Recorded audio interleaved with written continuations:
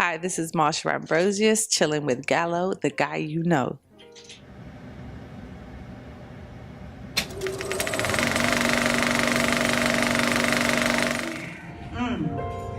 Is that alright? Baby, baby, there's only one for me. You have made that part so did the tears. What's up? It's Nick Gallo, the guy you know. I'm here with someone I feel I grew up with, Marsha Ambrosius. How are you? Good, how are you? I'm good. It's Chicago. I feel like you're here a lot. Yeah, you give Chicago so much love. What's one of your favorite memories really being here? I love the House of Blues. I've always had some fun times at that venue here. But it's weird, but this connection I have with Chicago is because I remember a dream that I had, the only dream I ever had about God really coming to earth, like me seeing God. He was in Chicago. And the only reason why I knew it was Chicago, because in my dream, first person I saw was Malik Yusuf, Carl Thomas, and then me and Kanye stood there. It was like, nah, that's God for real. Like, nah, for real, it's God. And like, I'll never forget this dream. And every time I come to Chicago, I'm like, all right, God. It's weird, it's so weird. But ever since then, I've been like, there's something special about Chicago. I'm supposed to do something special here. It's weird. Yeah. Meant to be, right? Yeah. Like one thing I'd say about you, you're always working. Like even when you were pregnant, you were literally, when you were in the stage play, I was like, oh my God, I hope your health is great and you're all good, because I even felt for you. I was like, she's working literally to the day, I feel just about like close to it. I worked until a month before my due date. Yeah. So I feel like I did it really to pass the time. I didn't want to just be home pregnant. I think my mind had too much time to think, if that sounds like normal. But yeah, so I just worked away, and before I knew it, it was time to deliver. So yeah, I don't think I've stopped since the 17 years that I've been over here from getting a visa. It's like, oh, I'm here on a visa. I'm at work. I'm paying these taxes. I'm at work. So I think that's my driving force. Like, I'm here for a reason. So anytime I feel like idle, I'm like, let me get something to do. Yeah, and I know you released Love Ya in May, so I know that's the first official single from the new project. So how has it all been going? Everything, how has it been going? It's been amazing. Like, just the freedom of being an independent artist now, and it's not as generic as release first single, followed up with a video, and then 2-month interim of it's so structured. For me, that's a moment. Like, my daughter was born to that song. So it's important in the grand scheme of things for the storyline of what makes this next album important. So single or not, it was something that for my fans, they needed to hear and understand. So when they hear it on the record, it's Nyla's first cries, her first coos and ahs and oohs and giggles were to this song.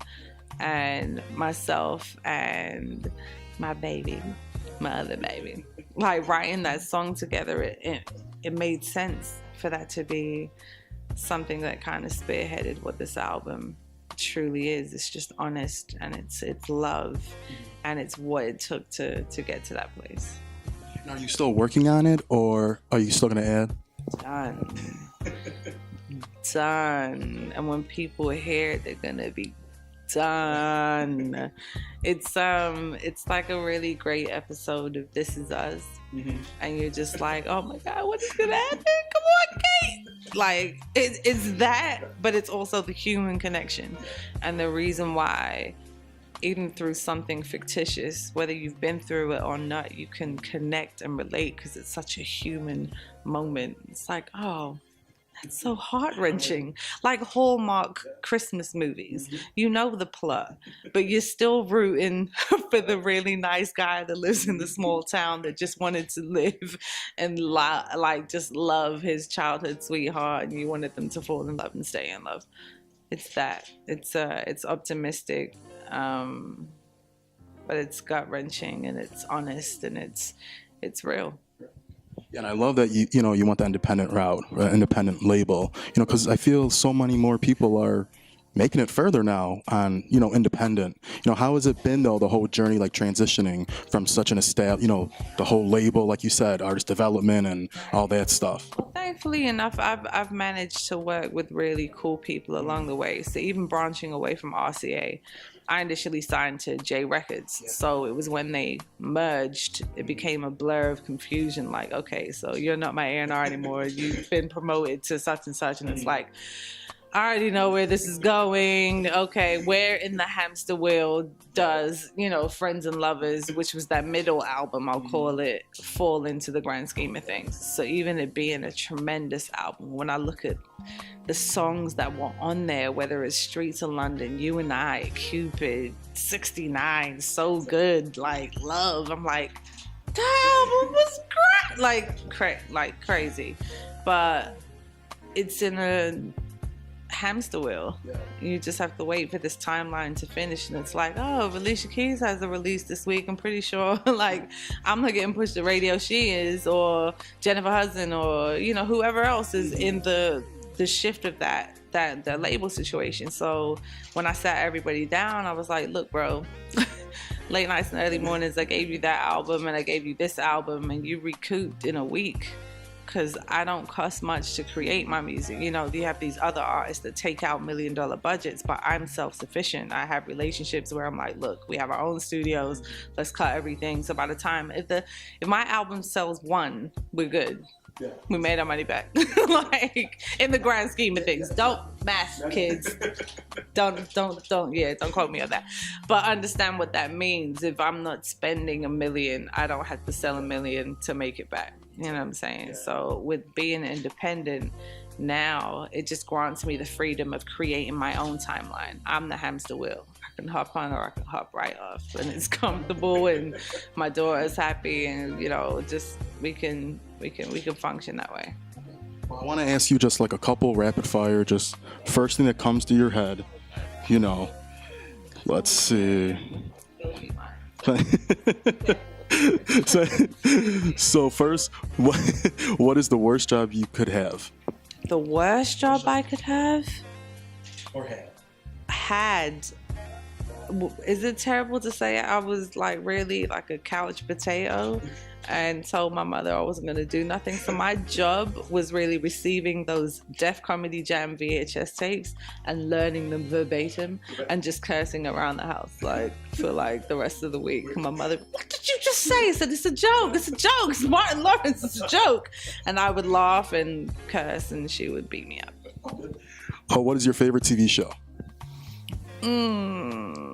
It's hard. Dang it. Don't do this to me. I love American Horror Story. Season 1, really. I don't think anything is going to top anything. This Is Us. I love this show right now. I really do. American Dad. There's too many. We'll leave it for now. What is it? What is what is one thing you're most afraid of? Being a parent, I just have to act like I'm not afraid of snakes at all, because my daughter will never know that I'm a punk. So snakes, not afraid. Like Indiana Jones with that. But yeah, no, I'm not afraid of anything. Well, Marsha, I want to wish you all the best of luck on this holiday season, the new album. I know you said it's the top of the year. And yeah, it's Nick Gallo, Gallo the Guy You Know, here at Marsha Ambrosius. Thank you.